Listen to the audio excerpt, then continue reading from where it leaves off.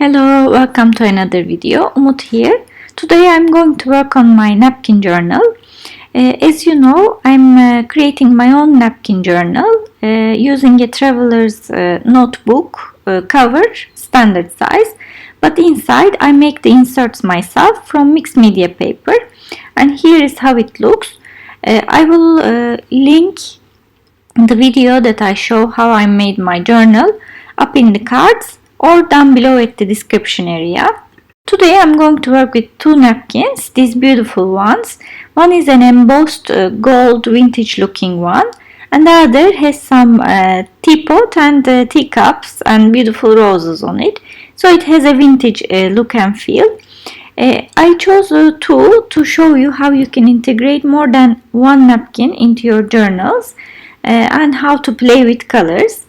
I really suggest napkin journaling to especially beginners or just to play with your colors, because then you won't think of other things to worry about. You have your napkins, you just stick them and then take the inspiration for colors from the napkin already. It's there, and it makes things much easier and a lot of fun. First, I am removing the backing of the napkin, and generally there is two, and second comes out more difficult. So I made this double-sided tape myself, rounding the tape, and it just pulls it, so makes it much easier to come off. That's one trick that I can tell you to remove the second backing. You just need to be a little bit more gentle with the second because it's connected to the real napkin, and it comes a little bit more difficult. It comes out more difficult than the first layer. But here I achieved. I'm going to tear this napkin anyway. So I'm making some strips, tearing the napkin with my hand so that I don't have hard edges. So I will have like 4 or 5 of them.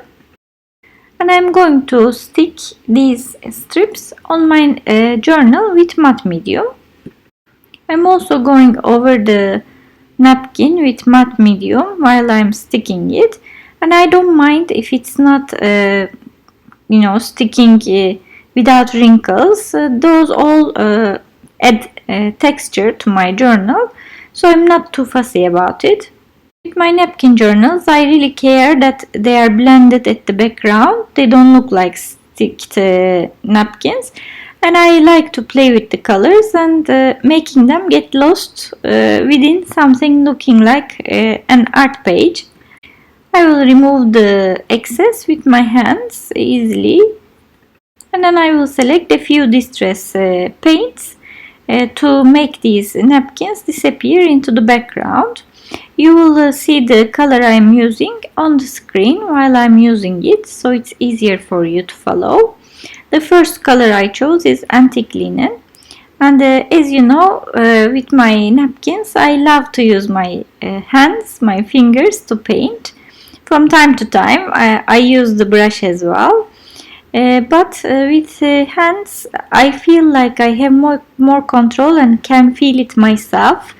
So I love making my hands dirty. From time to time I'm also using my baby wipe if I feel like it's too much or blend it into the napkin. Now I covered all the base and I'm moving on to another darker color, which is gathered twigs. And I will use both brush and my hands to go over this antique linen color and make it darker so that the edges of the napkin disappear even more. And also I have more variety in the page. I'm not trying to be super neat or anything. I'm just painting here and there, as you see. And then I will move to a third color, which is tarnished brass. This is like a vintage gold color, so it has shine to it. And I'm not sure if the camera shows properly, but I like this color a lot. It's like a vintage gold. And I'm just using it here and there. As you see, I'm also going over the napkin, which makes it even easier for the napkin to just blend in at the background. And remember, this is only our background yet. We have another napkin to put other images. So this will be a background for us. Now I will move to the next napkin and tear out the things that I want to use, which is this teapot, of course. And I'm going to tear it with roses, just in case if I want to use it attached to the roses. But you will see afterwards, I will tear the roses as well, because I will put the roses somewhere else. And I only removed one backing of the napkin, and I left the second one on because I need that white backing for the napkin not to become transparent, because the back is not white. Now we have this brown background, and I need the images to stay and stand out enough. So I left one backing, as you see, at the back. I'm just tearing a few roses and this teacup separately. So I have like a tea scenery. And I know you must be asking the question, how on earth these things are going to disappear, and because they are totally different colors. And also these teapot and napkin and cup is a little bit doesn't stand out with this background. But hold on, be patient, have faith. They will blend and they will look nice in the end. Now let's move on to the part we need to blend these beautiful images. I'm starting with the tumbled glass distress paint because it's the closest to this background that they have. I'm using my brush just to blend this color and of course my hand. I really feel like I can go into the little areas and blend it out in a way that I like, because as you see, as I blend it out, it becomes more transparent and I feel the paint is less. Sometimes I apply water for the paint to dilute even more. So I don't know, I feel really comfortable using my hand. Of course, if you don't want to touch the paint, there is always a brush on the side. So do whatever makes you comfortable. That's really important. I'm just, as you see, going darker and more opaque around the edges of the images, and then it goes a little bit more transparent as I move out of the image. Now I will take Blueprint Sketch, which is a much darker color, to make my images more prominent because they got lost completely. And you will see, like magic, suddenly we will have depth, and also the images will come to the front much more. For this I'm using a brush, a flat brush that has a thin tip, so that I can reach the tight areas and I can make the areas closer to the images dark and then blend out lighter. If you pay attention, the line just near the image is always dark, and then I just blend it out lighter, so my image really becomes the focal point and it shines rather than being lost at the background. Also, this change in value of the color from darker to lighter gives some depth. As you see, even the coffee cup looks like sitting on a table, because I made the edges of the coffee cup holder really dark, and then I blend it out lightly, so it looks like it's sitting somewhere, not floating in the air.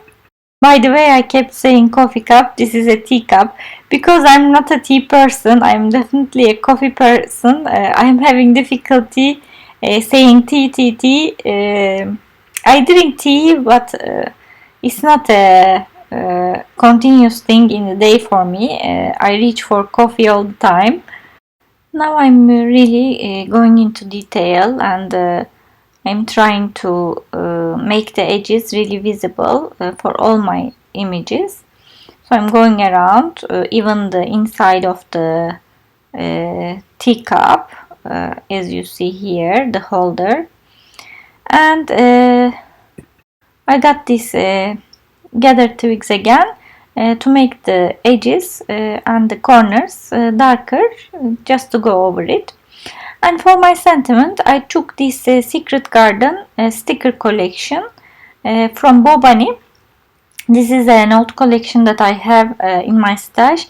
I don't know if it's available or not, but check it out. You can find it everywhere. I'm going to use the letters here because the colors are matching. And I will just write tea time because the concept of the page is tea. I love these sticker sets and having letters like this because when you have a busy background, it's hard to stamp, so they come in handy. And I'm going to go over it with matte medium for them not to fall off.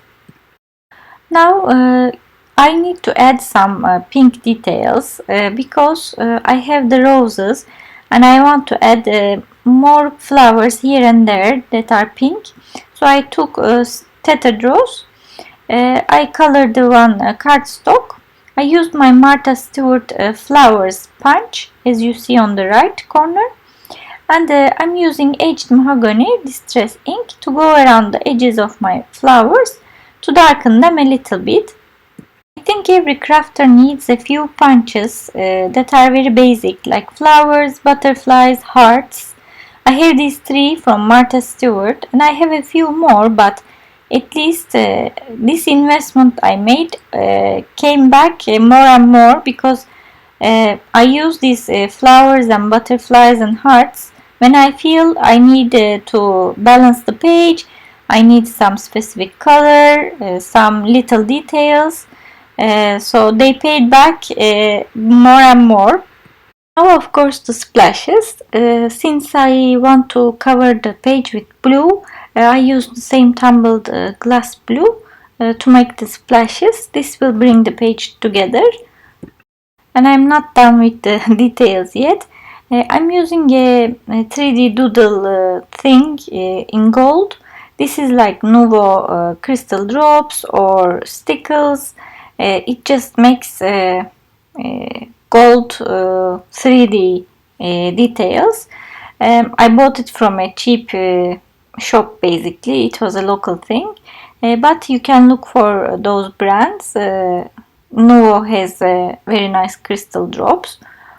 Since the tea pot and the teacup had these polka dots, I decided to make them more visible with these gold dots that I replaced.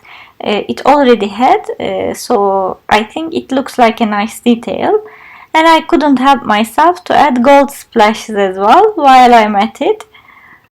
And that's the end for today. I hope you enjoyed it as much as I did. I certainly loved playing with the paints and giving all these details. And I'm happy to finish another page in my napkin journal. And here are the details. I tried to catch the golds and the splashes so you can see them. And I really love the details that flowers added. If you like this video, before you go, please don't forget to add a big thumbs up, leave me a comment so we can chat, and subscribe to my channel so you are informed when I publish a new video. Thanks so much for watching and hope to see you next time.